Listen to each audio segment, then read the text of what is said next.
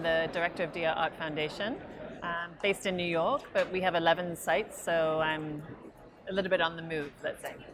I guess I would say that, certainly it was important, although, I began studying art history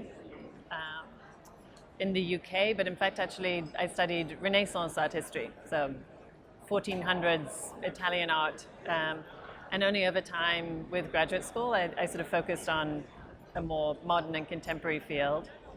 In fact, actually, I would say the most important thing that happened to me with graduate school is I had a fellowship at one point that was situated inside a museum. And while I was there, I was asked to give talks and sort of be part of the team at the museum. And it struck me that this was far more interesting than spending the next, 3 years writing my PhD. And I began to think about what it would mean to work in the museum world. No. No, I don't, and I think it's getting much worse right now. I think when I was young, this is I was born in 1968 in London. I think when I was a teenager, it never occurred to me that I could work in a museum. I think I probably thought that most people who worked in museums came from aristocracy, and actually they probably did. I wasn't wrong. I think that's changed. I think unfortunately what's happening now is that it's, particularly if you're working in a cultural institution in a big city, they're often not very well paid jobs, although I think we're all trying to do our best and certainly hope that we're paying people well at DIA, but it's certainly not a place where you're going to make your fortune. They're not well paying jobs. They require a significant amount of graduate education in general. And if you're living in a city, certainly like New York or London or an urban center, even we have the same issues in so many of the spaces where we think of these kind of central locations. It's extremely challenging to live there. So naturally, even within a field that I felt had really opened up so much, the curatorial field, I feel there's now this kind of closing in because it's becoming a very difficult world to economically survive in. And so naturally you see that the people who are entering this field come from a very different economic bracket, the one that I originally associated with curatorial world. So I think it's something that we have to be very mindful of and think of how we're enabling a diverse group of people to enter into museum culture, whether not only the curatorial field, but the other positions within the museum as well. The most significant changes are that you are now responsible for the institution's well-being, and that's, of course, at the end of the day, most questions will end up on your table if they're not answered by anybody else. I think it's more about the holistic vision of the institution, and I think for some curators it's not a move that they want to make, and I think that's absolutely right. I think the worst thing is to make the decision to move from curatorial work to being a director if you don't feel passionate about making that change. And for me it was, I think it probably is for many people, you reach a point where you become a little frustrated in the context that you're in, and you realize that actually, if you don't try and make that move, you'll probably become irritated by the decisions that are being made around you for you, let's say. And it's a good idea to start thinking about, okay, if I feel like I could do something better or perhaps differently, or there are particular ways in which you want to approach something, then it's time to begin to think about making that move. Now, I would say in my case, it was also very specific with DIA. I can't necessarily say that I think I would find it interesting to be the director of many other institutions. It was the knowledge that DIA is a very specific place with a very particular history and a very particular ethos, and I knew that artistic vision was at the heart of it. So actually for us, even if we're thinking about the way in which the public experiences the institution, even the sort of way in which we work with our trustees, the way in which the institution is structured, I think all of it in many ways comes back to this kind of understanding of what DIA is and what it stands for. We don't necessarily function in the same way as other institutions. So becoming a director at DIA, I think, is not necessarily the same as being the director at many other places. And for that reason also, my work is certainly not divorced from the program. The program is really everything that we do. So it was a softer transition, let's say, than some. Yeah. Still very involved. I mean, I am part of all the conversations we have in the program. We have an incredible team, and they're definitely, the people who are doing the deep research and the kind of long-term relationships that we build with artists. But the overall program, the way in which we've been wanting to advance the institution or shift the institution or bring in a different focus, is a conversation that I could never not be part of it. Again, I suppose because it is such a particular institution. We still have fewer than 50 artists in the collection, which is an incredibly small number. Tate, where I used to work before, we had literally thousands of artists in the collection. So for us to bring an artist into the collection, given that small number and the depth that we represent them with, is a very significant shift. It's like, what does it mean? What does that artist do for us? How does it open some other perspective?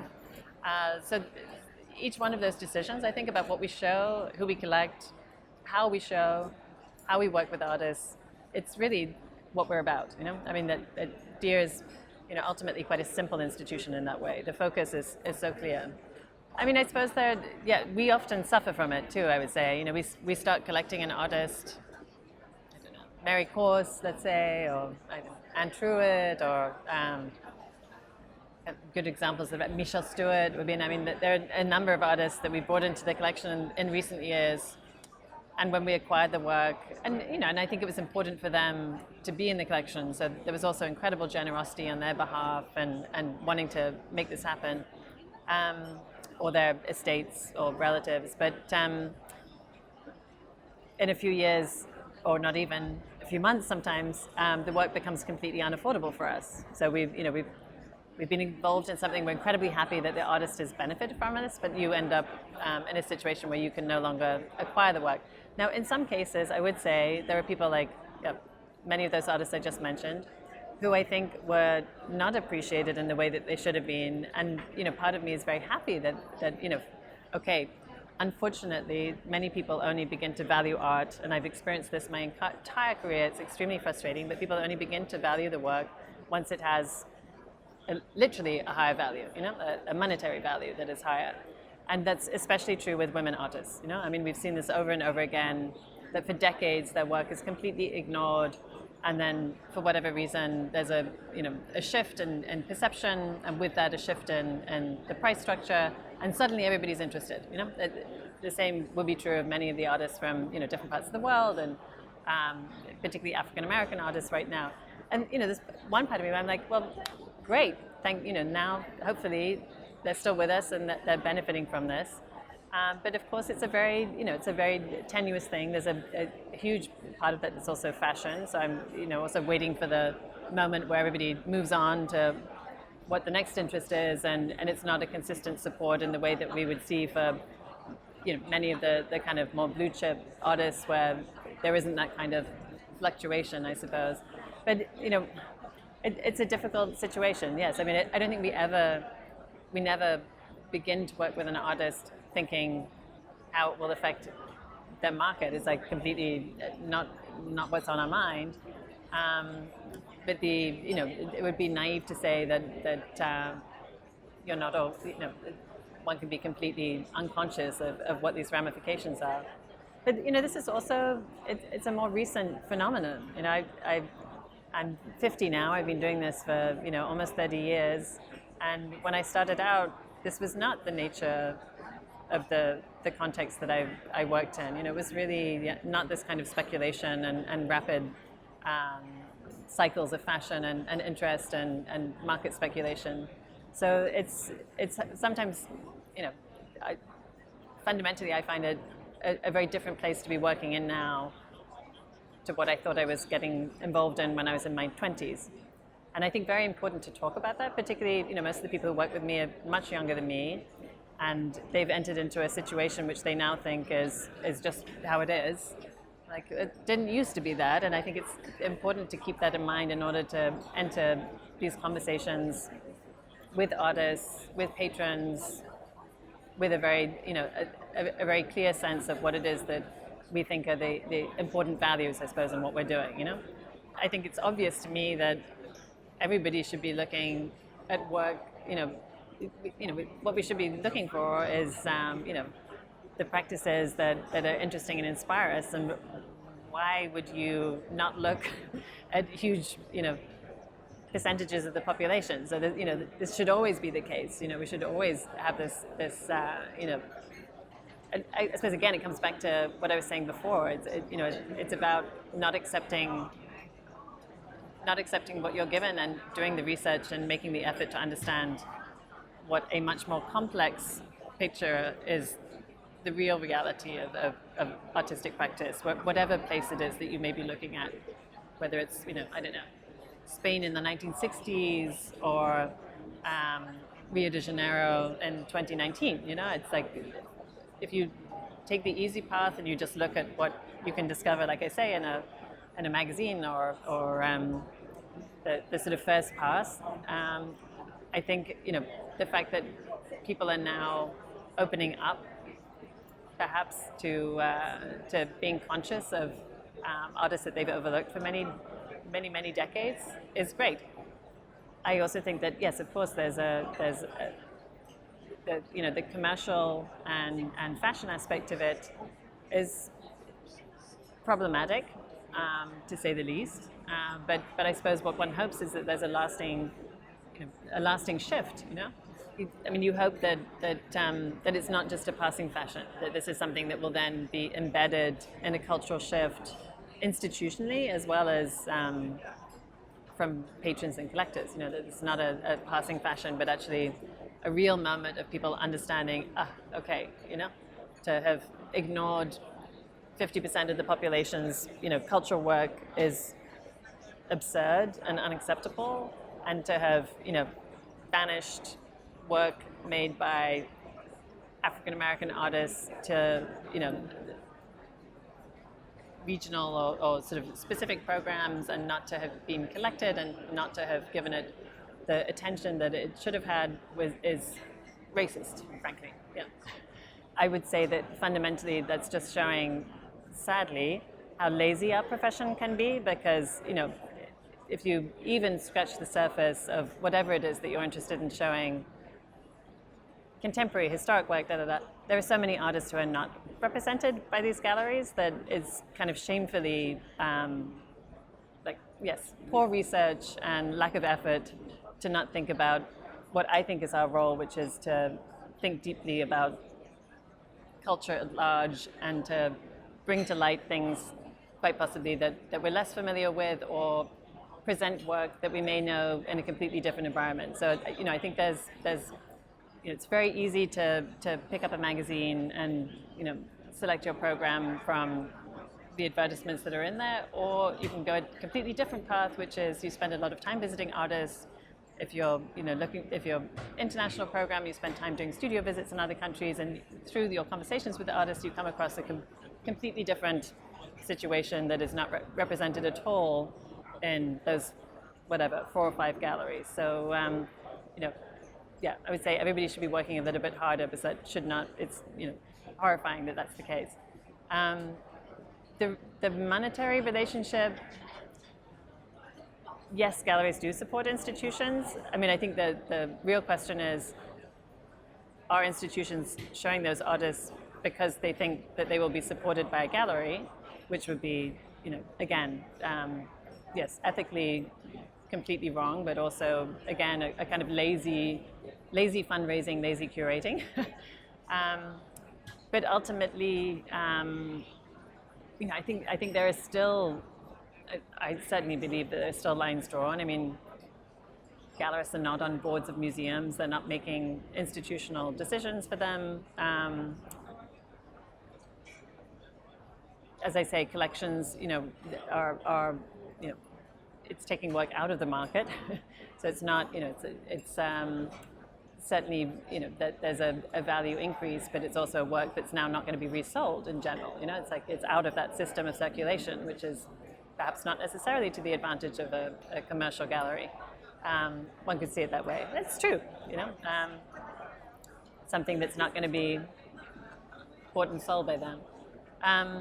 But I think it's something that you have to be hyper vigilant about, and we all have to think very carefully about what's right and what's wrong, and how we in particular go about our program, and how you decide to work with a particular artist or not, and whether it's just that you went through the roster of a gallery and decided, this is what, or you only go to commercial galleries and that's the only research you do, and therefore those are the only artists you see, or if you really go outside of that, and whether it's historical or contemporary, make the effort to really understand what the broader picture is. There are certain places where over time I've done research, whether it's the Middle East, whether it's Latin America, whether it's Asia, where these artists don't have any representation. So the only way to do your research is through on-the-ground conversations with people, through literature, through conversations with critics and curators, and of course essentially with other artists. I mean, there's large parts of the world where the market has really, almost zero presence. I'd say even in someone like Korea, which has quite a active contemporary art market, still, there are so many contemporary artists there. It's an incredible scene. It's a really amazing, vibrant, very rich contemporary cultural scene. But I would say the majority of the artists that I knew, who I've worked with over the years, had no market relationship. So I also think that that type of conversation is driven by places like New York and London, and it's very specific. We have to remember that there's a bigger world out there. Rumors of female activism. I'm definitely part of that. Yes, I mean I think it's been an extremely problematic moment. I'm close to a few of those people, and I find it,